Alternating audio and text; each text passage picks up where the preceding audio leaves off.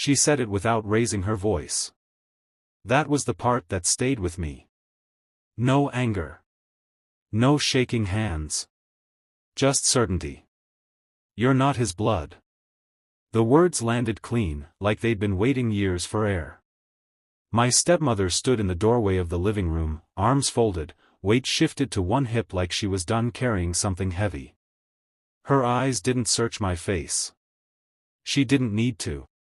She'd already decided what this sentence was supposed to do to me. Erase. The room smelled like lemon cleaner and old furniture, her signature. Everything in that house always smelled like control. I was sitting on the edge of the couch, knees apart, hands clasped, the way I'd learned to sit when I didn't want to take up too much space. A habit built over decades. Not his blood. I waited for my body to react. For heat. For rage. For something dramatic enough to match the moment. But shock doesn't always announce itself.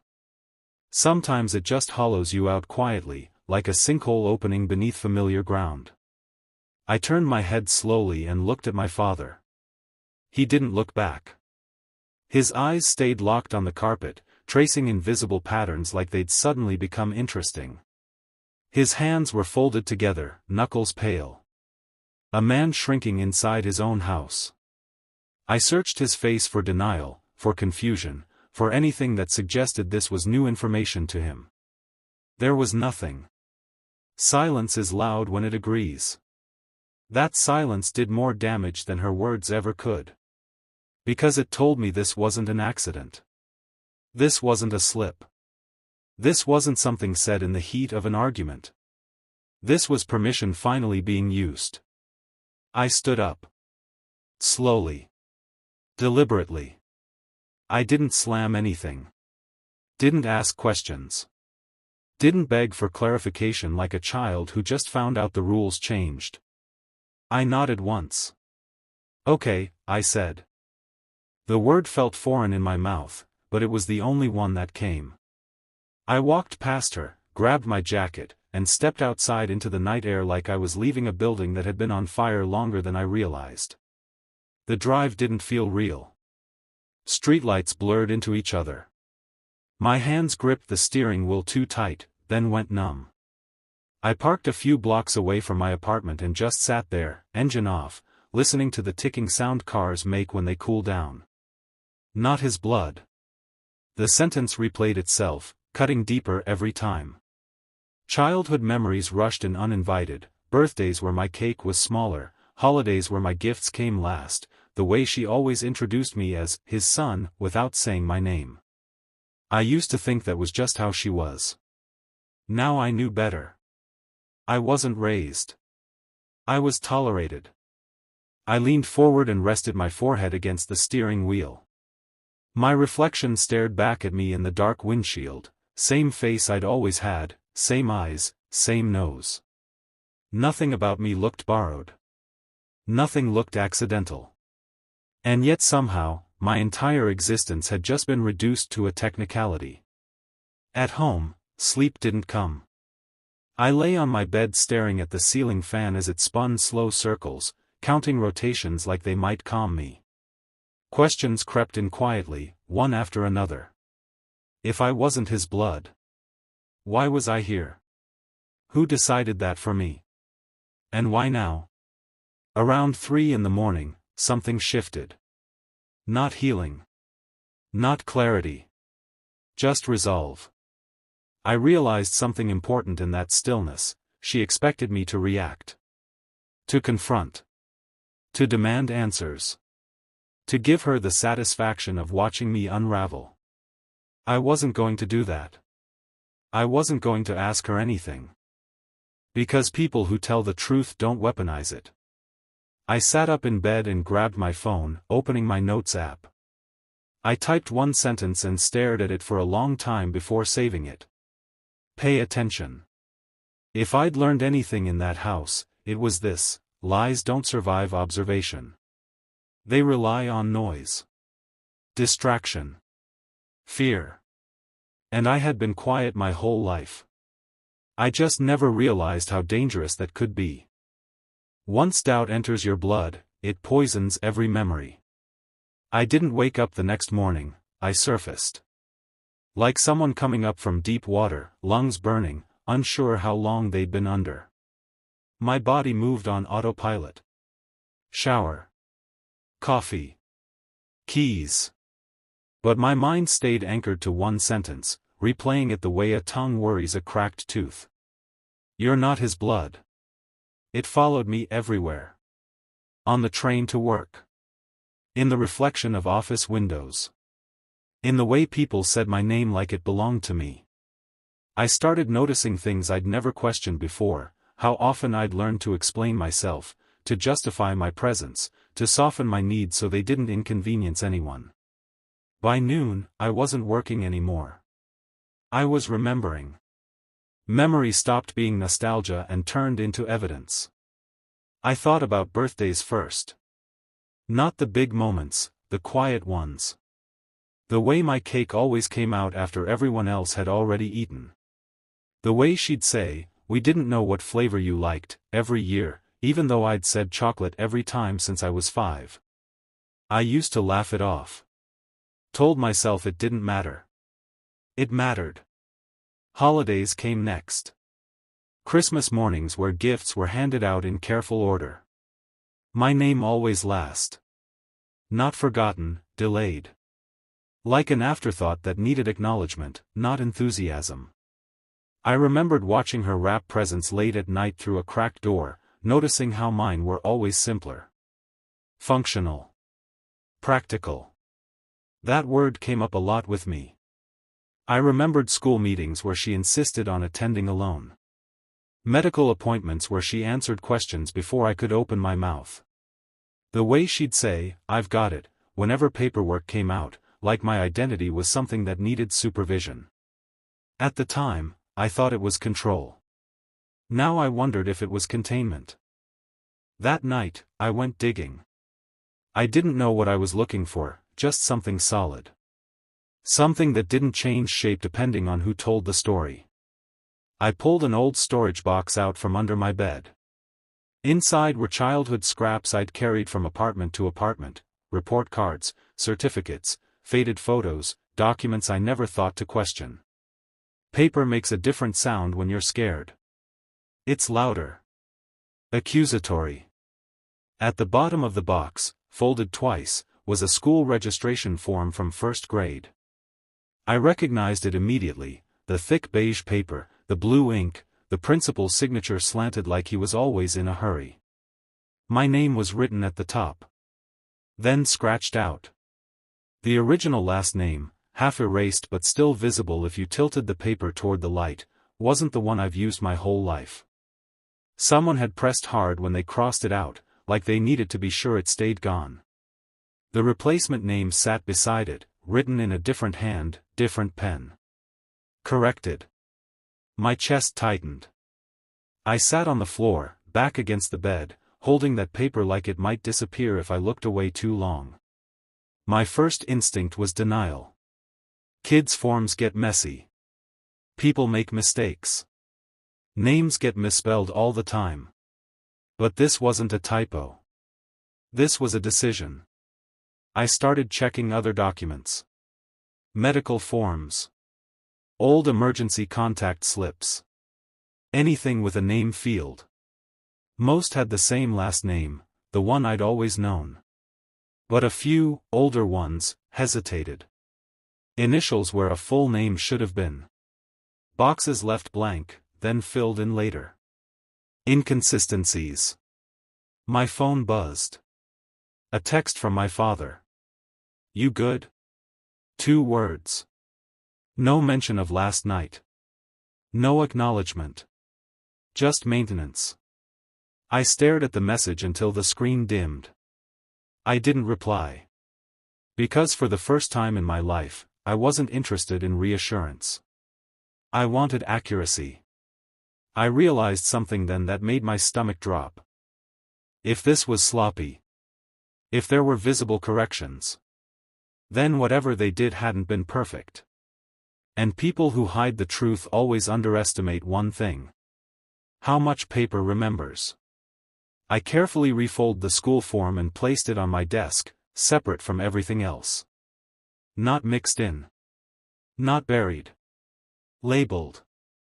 That night, I opened a fresh notebook and wrote a single line across the top of the first page. Original story versus actual record. I didn't feel angry yet. I felt focused. And focus, I was about to learn, is where lies start to panic. People lie. Paper hesitates, but it never forgets. I took a day off work and didn't tell anyone why. I said I had a migraine, which wasn't a lie exactly. It just wasn't the whole truth. The real pressure sat deeper than my temples.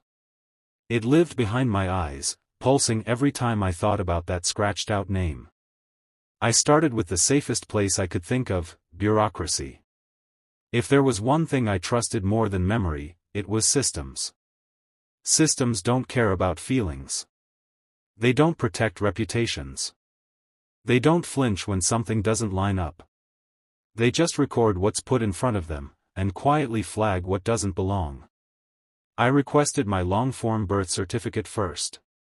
Not the short version everyone keeps in a drawer, but the detailed one with hospital information, attending physician, registration timeline. The clerk on the phone sounded bored, which I took as a good sign. I didn't want curiosity. I wanted routine. While I waited, I kept moving. I called the hospital listed on my existing records. The woman in records spoke gently, like she'd learned how to deliver disappointment for a living. She asked for my name, date of birth, mother's maiden name. I hesitated on that last one. The pause was enough. "I'm not sure," I said. Silence stretched. Then typing. "Well," she said carefully, "that's okay. We can work around it." We. Not me. She asked for the hospital location I was born in. I told her what I'd always been told, downtown, 3rd floor, winter storm outside. She checked. "That doesn't match what we have on file." My chest tightened. She read off a different wing. A different date stamp. Same birthday. Same time. But the place? Off by miles. Could it be a transfer? She offered. I thanked her and hung up before she could ask more questions. Transfer. That word stayed with me. By noon, my email inbox started filling with automated responses. Processing times. Reference numbers. Digital confirmations that something was being pulled from storage because I asked for it. It felt surreal, like pressing buttons that had been installed before I was born, just waiting for someone like me to use them. The birth certificate arrived 3 days later in a plain envelope that felt heavier than it should have. I opened it at my kitchen table, hand steady, heart loud. My name was there. My date of birth. My place of birth. But under mother, there was a name I didn't recognize. Not my stepmother's. Not anyone I'd ever heard mentioned in my life. I read it 3 times. Spelled it out letter by letter like it might rearrange itself into something familiar if I stared long enough. It didn't. Under father, the line was blank. Not unknown. Blank. As if someone had meant to come back and finish it later, and never did. I leaned back in my chair and let out a breath I didn't realize I'd been holding for years. This wasn't suspicion anymore. This wasn't intuition or emotion or wounded pride. This was evidence. I checked the registration date. It wasn't the same day I was born. It was weeks later. Late registration. That doesn't happen without a reason. I thought about all the times my stepmother insisted on handling paperwork. The way she'd hover when forms came out.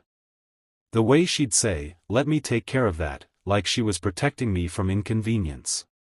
She wasn't protecting me. She was controlling the narrative. I pulled out the school form again and placed it next to the birth certificate. Different documents. Different years. Same hesitation around my name. Same signs of correction, delay, substitution. Patterns don't need explanations. They introduce themselves. My phone buzzed again. Another text from my father. We should talk. I stared at it for a long time. 3 days ago, that message would have sent me spiraling, hope, dread, confusion all tangled together. Now it felt premature. Like someone trying to close a door after the room had already been searched. I typed back one word. Soon. Then I put my phone face down on the table and kept working. By the end of the night, I had a timeline sketched out on paper. Birth. Delay. Transfer. Name correction. Silence. This wasn't adoption. Adoption leaves trails on purpose. This felt like rerouting. Like someone took me from one place and placed me into another story without changing the ending credits. I sat there until the kitchen light buzzed softly overhead, thinking about one uncomfortable truth. If my birth mother's name was real. If the registration delay was intentional. Then someone had made a choice. And choices leave fingerprints. I just needed to figure out who else had been in the room when mine was made. Families don't keep secrets alone. They recruit witnesses. I learned that the hard way. Once the paperwork stopped being abstract and started feeling personal, I realized I couldn't do this alone, not because I needed comfort, but because I needed context. Documents tell you what happened. People tell you why. And there were people in my family who had always existed on the edges of my life. The ones my stepmother described as messy, dramatic, or not good influences. The ones we only saw at funerals and weddings, where conversation stayed polite and shallow. I pulled up my Aunt Lorraine's number and stared at it for a long time before calling. She was my father's older sister. Loud laugh. Sharp memory. The kind of woman who noticed everything and pretended she didn't. She answered on the second ring. "Hey, baby," she said. "You okay? You sound quiet." I swallowed. "I have a question." That pause on the other end told me everything. "Go on," she said carefully. I asked her about my birth. Not emotionally. Not accusatory. Just facts. Where I was born. Who was there. Whether she remembered anything unusual.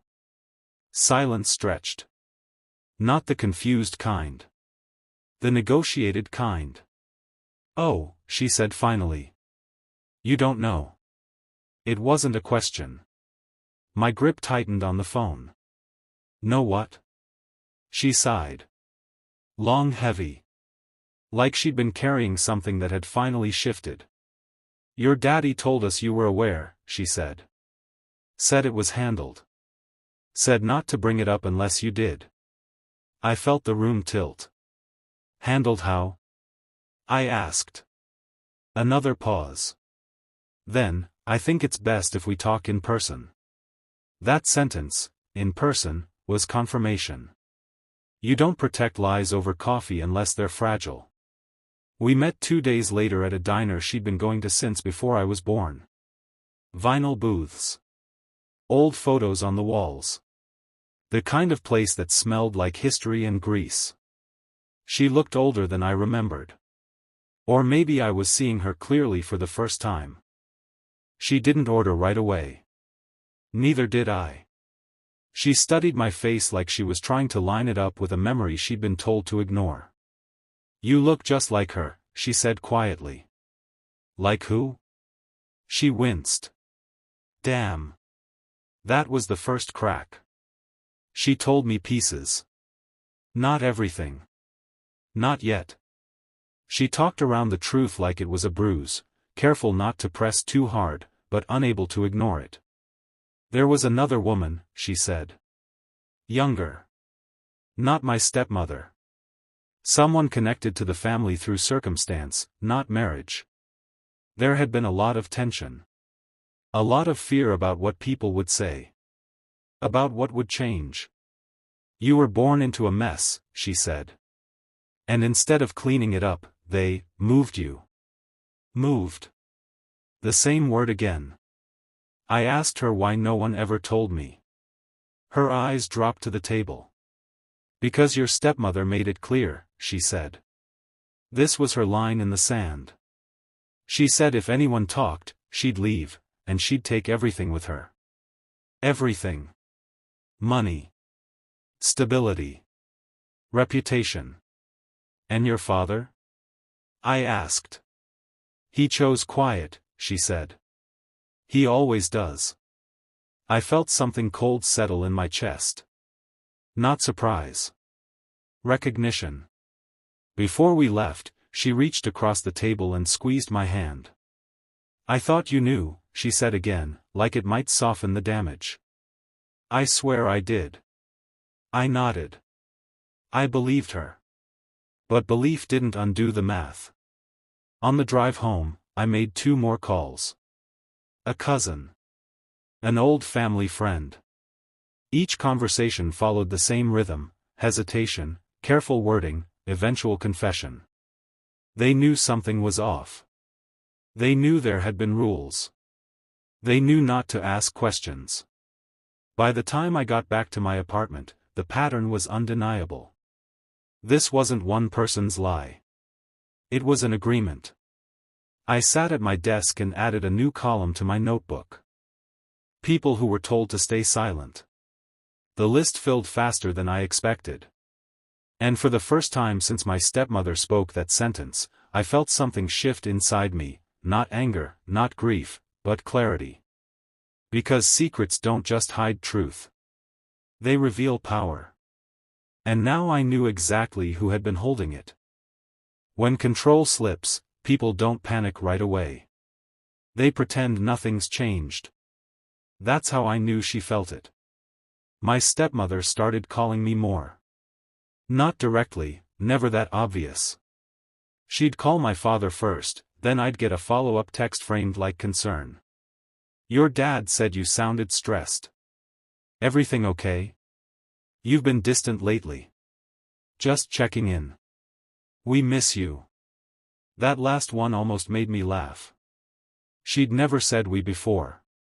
It had always been your father or the family. Now suddenly, I was plural. I didn't respond. Silence used to scare me. It felt like punishment growing up, the absence of attention, the withdrawal of warmth. But now, silence felt like leverage. Every unanswered message stretched something thin on her end. I could feel her recalculating. The first time I went back to the house after everything, I noticed it immediately. The way her eyes followed me when she thought I wasn't looking. The way she positioned herself closer than necessary, asking casual questions with rehearsed softness. So, she said, leaning against the kitchen counter, what have you been up to lately? Her tone was light. Curious. But her hands were clenched around her mug like she needed the heat to steady herself. Just busy, I said. True enough. With what? She asked quickly. Too quickly. I shrugged.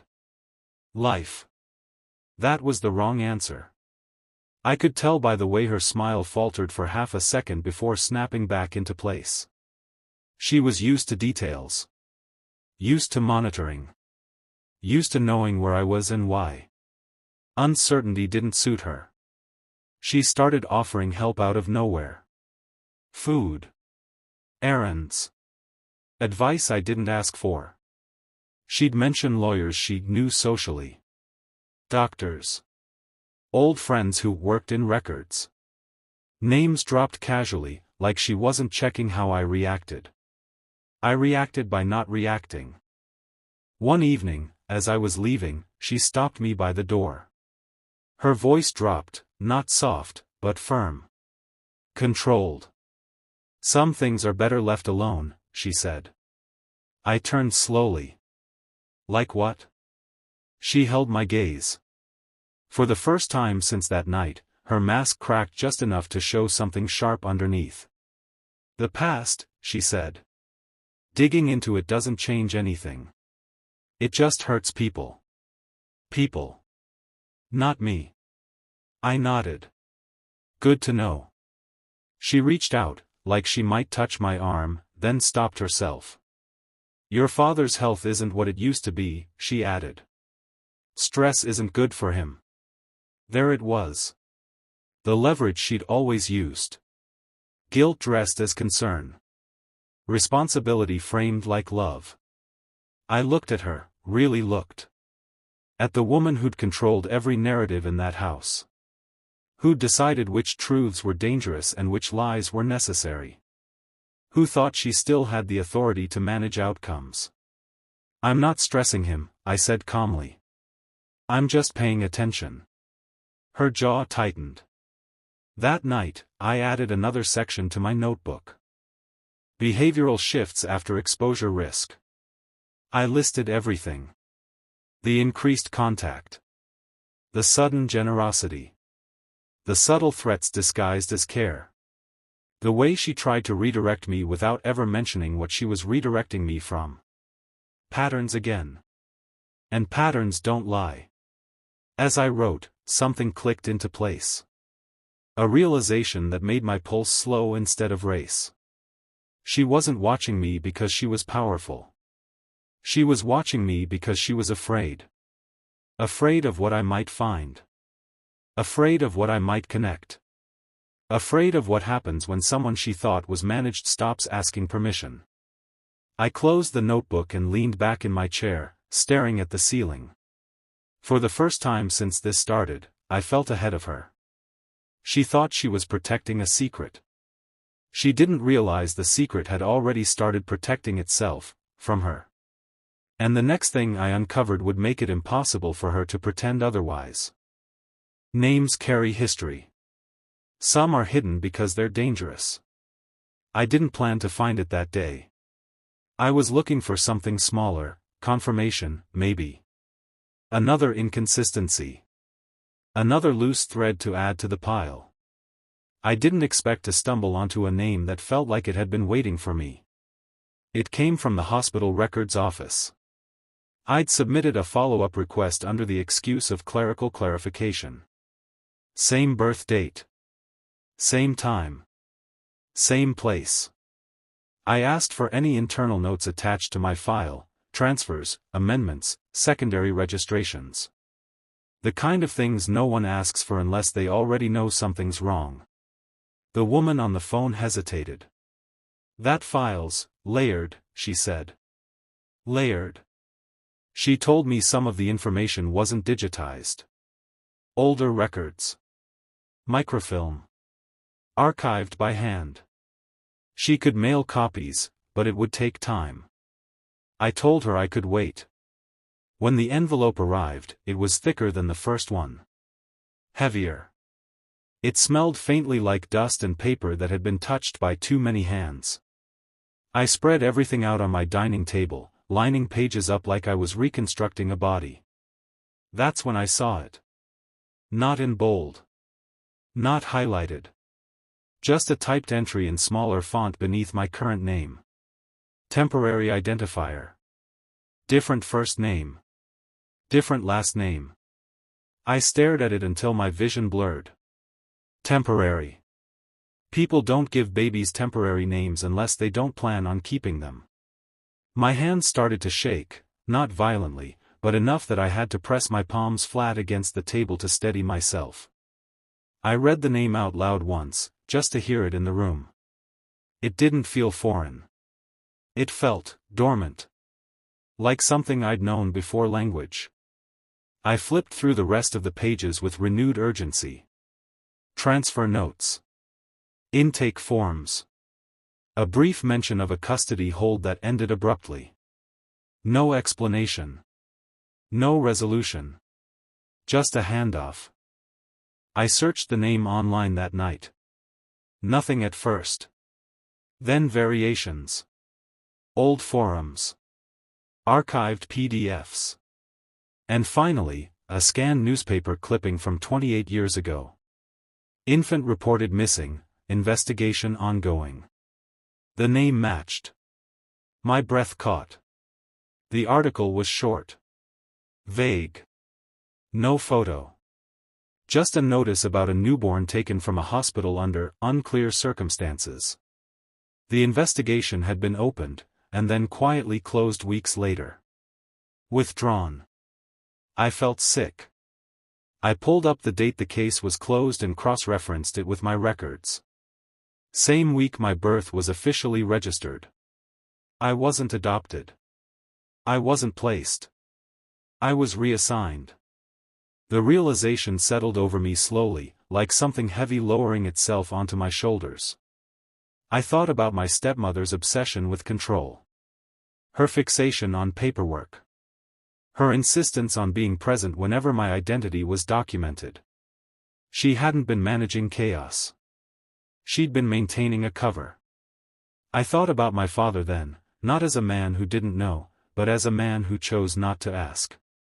A man who accepted a child without questioning the circumstances because questioning would have required courage. And courage was never his strength. I didn't sleep that night. I sat at my desk until sunrise, mapping timelines, printing copies, highlighting overlaps. The more I looked, the clearer it became.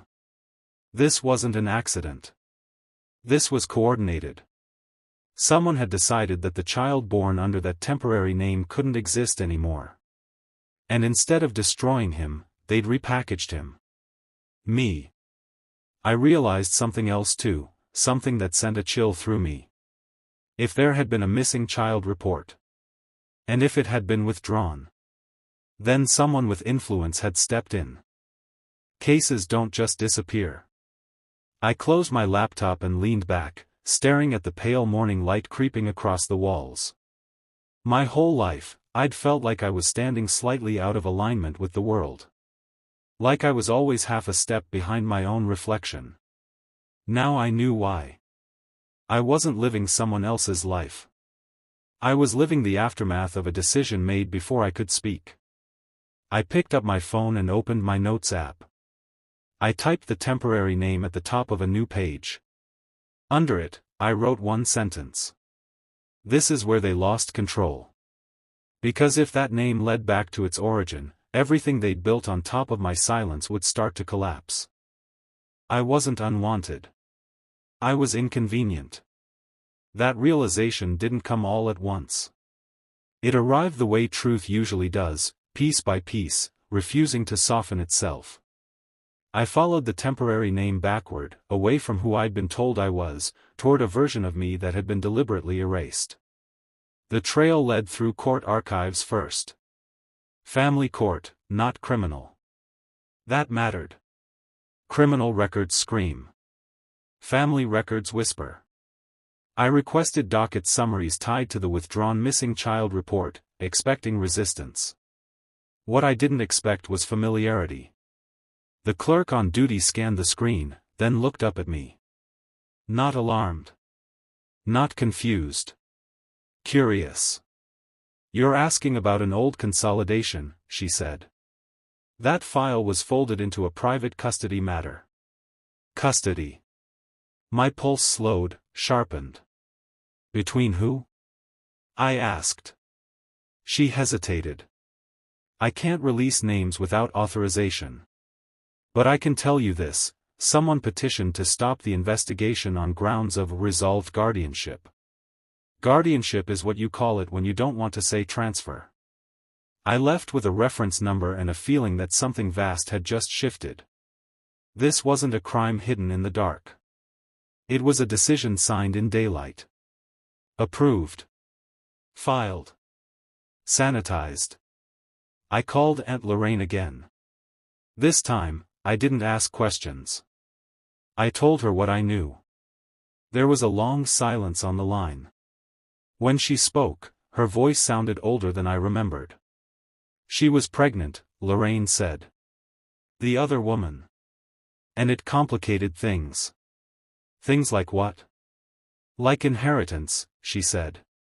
Like timing. Like appearances. I closed my eyes.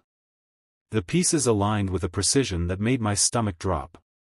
My stepmother had entered the family orbit at a fragile moment, when futures were being negotiated, not guaranteed. A baby outside her plan wasn't just a problem. It was a threat. And my father? I asked. He knew there was a child, Lorraine said. He didn't know how far it went. I almost laughed. Not because it was funny, but because it was familiar. My father never knew how far. That was his talent. Staying just ignorant enough to sleep at night. Lorraine continued. She said the baby needed stability. That she could provide it. That disappearing the other story would protect everyone. Everyone. Not the child. I hung up and sat in my car, staring at nothing. The truth had fully formed now, and it was uglier than I'd imagined, not because it was chaotic, but because it was neat. I wasn't stolen in panic. I was reassigned for convenience. My stepmother didn't erase me out of cruelty. She erased me out of efficiency. She replaced one future with another and expected the world to accept the edit. And it did. I drove to the house that night without calling first.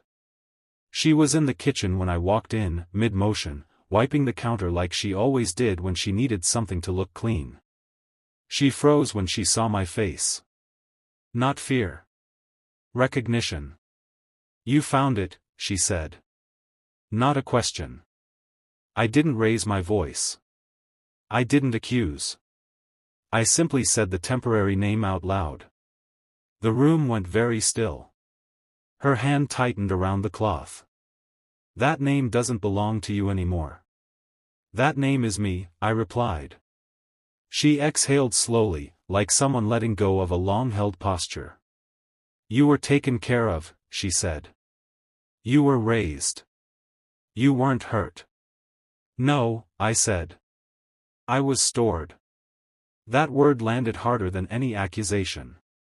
Her eyes flashed, anger, then calculation. She opened her mouth to justify, to explain, to reframe. I didn't let her. I'm not here to argue, I said. I'm here to correct. Her smile didn't reach her eyes. You think you can undo this? I don't have to, I said calmly. I just have to align it. She studied me then, really studied me, like she was finally seeing the man I'd become instead of the child she'd managed. Something like doubt crept in. For the first time, I felt it. The shift. She still had secrets. But I had the truth. And truth doesn't need permission to move. The systems she once used to erase me were about to recognize me, and they don't forget twice. Revenge doesn't rush. It positions. Once the truth was fully formed, something unexpected happened inside me. The anger didn't explode. It settled. Like sediment sinking to the bottom of clear water, leaving everything above it sharp and visible. I stopped wanting explanations. I stopped wanting reactions. I wanted alignment. I hired a lawyer, but not the dramatic kind. No grand speeches. No scorched earth.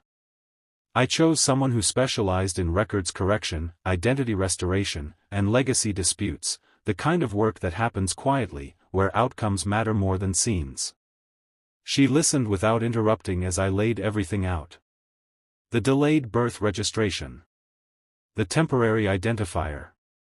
The withdrawn missing child report. The private guardianship consolidation.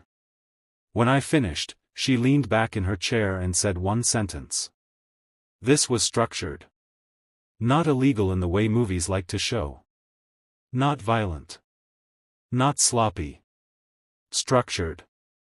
Which meant it left trails. Paperwork. Timelines. Decisions signed by people who believed no one would ever question them. We didn't file anything right away. First, we verified. DNA testing came next, not as a challenge, but as confirmation. Not to prove who I wasn't, but to anchor who I was. The results came back clean, clinical, undeniable. No biological relation to the woman who raised me. Partial relation to a lineage that predated her entirely. That mattered. Next came the archives. Church records. Old community birth logs. Hospital personnel rosters. Names of people who'd been in positions to approve transfers quietly. Every document added weight. Every verification reduced her story's oxygen. And through all of it, I stayed silent. That silence unnerved her more than confrontation ever could. She called. Left messages that grew sharper as the days passed. We need to talk. This is getting out of hand. You're hurting your father. I didn't respond. Because I wasn't acting against her. I was acting around her. That's the mistake powerful people make. They assume all movement is reaction. They don't realize someone can move without acknowledging them at all. The first official change happened on a Tuesday. My lawyer filed a petition to amend my birth record, not to accuse, but to correct. The language was precise. Clinical. Unemotional. The request didn't mention my stepmother by name. It didn't need to. Records departments don't operate on loyalty. They operate on verification. And once they accepted the petition, everything attached to my identity began to adjust. Name history. Parentage notes. Legal annotations. Quiet shifts. My stepmother noticed when her attorney called her, not me. I imagine that moment clearly. The way her confidence probably cracked when she realized she wasn't the one initiating this conversation. That systems were moving without her permission. She showed up at my apartment that evening unannounced. You think this makes you powerful? She asked, standing in my doorway, voice tight with controlled fury. I met her gaze evenly. No, I said. I think it makes me accurate. She scoffed. You're rewriting history.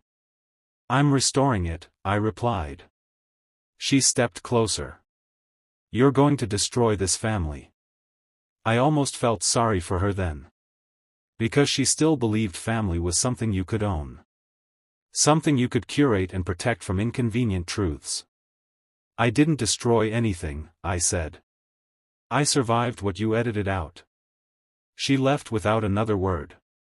In the weeks that followed, consequences unfolded the way avalanches do, not loudly, but inevitably. Questions reached people she cared about. Documents surfaced in places she couldn't control. Her version of events stopped being the default. I didn't celebrate. I watched. Because this wasn't about humiliation. It was about recalibration. Power was shifting, not because I demanded it, but because I no longer fit into the box she built. And boxes collapse when the contents change. What she feared most wasn't exposure, it was permanence. And permanence was now on my side.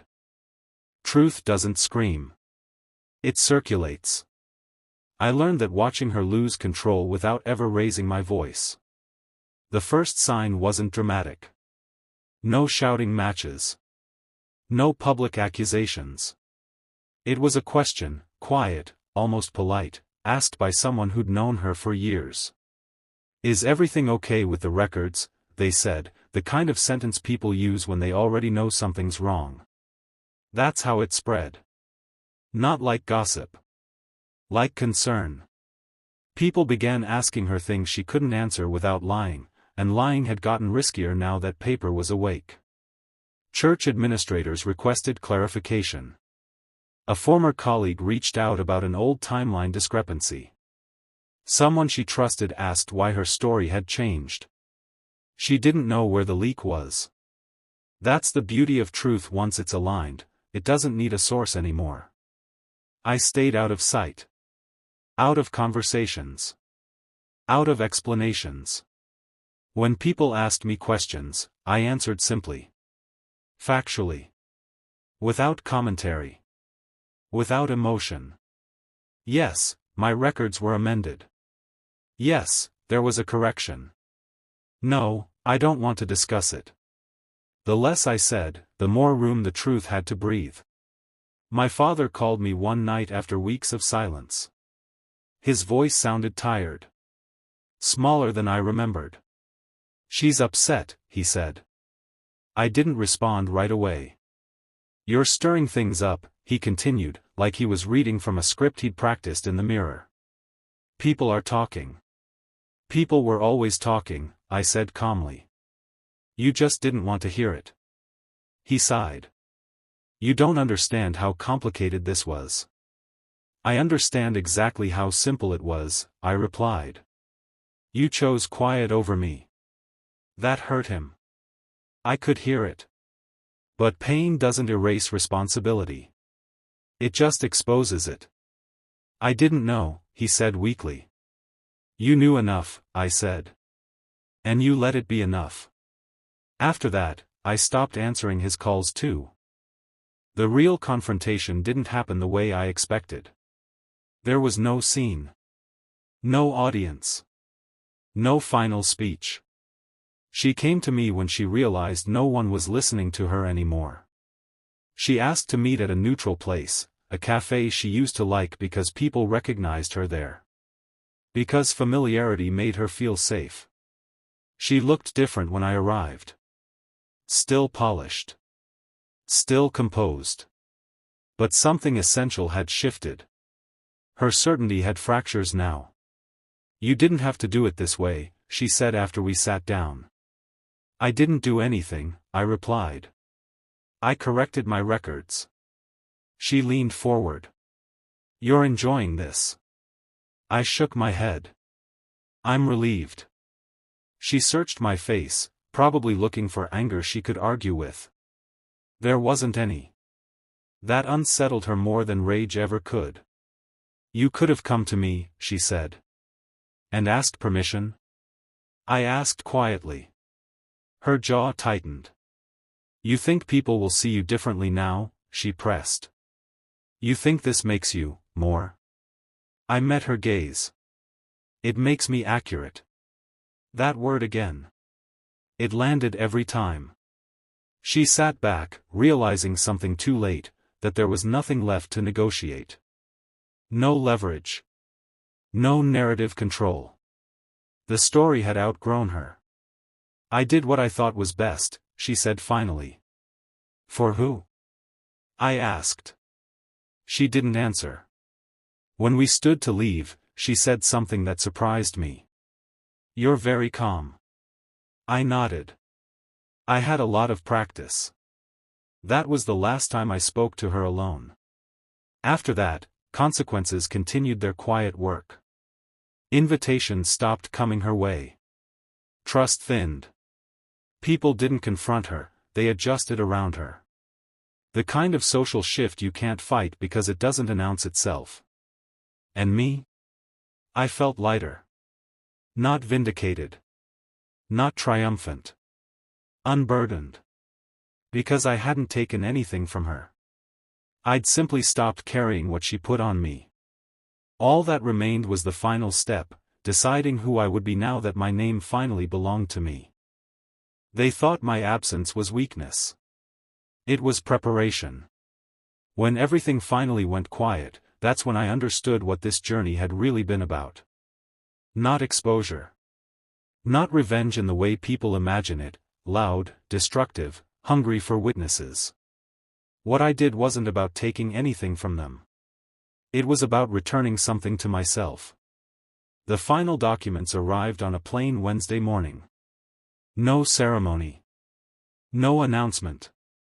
Just a thick envelope with my corrected identity, my restored history, and the annotations that quietly closed a chapter that had been left open for nearly 3 decades. I opened it slowly, hands steady. My name sat there, whole. Anchored. Accurate. There was something grounding about seeing it printed without hesitation. No footnotes. No corrections. No silence hiding in the margins. For the first time, the record didn't feel like it was bracing for argument.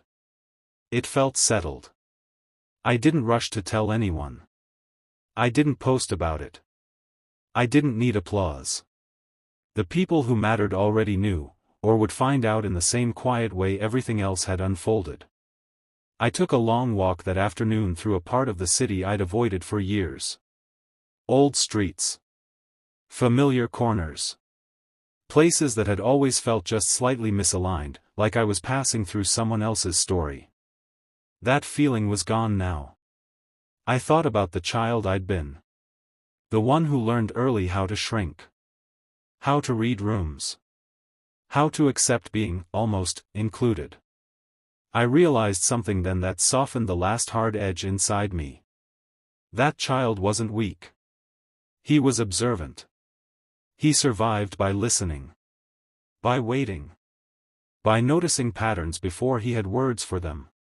Everything that saved me now had been practiced back then, quietly, without reward. I didn't need to confront my father again.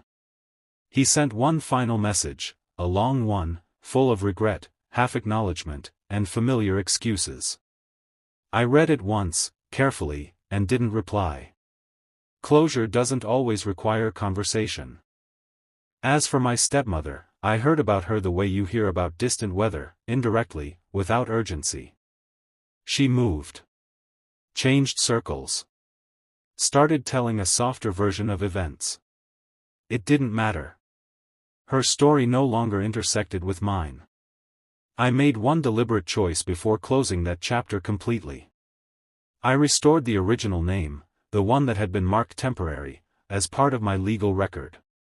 Not as a replacement, but as recognition. A way of honoring the version of me that existed before convenience rewrote him. Both names belong to me now.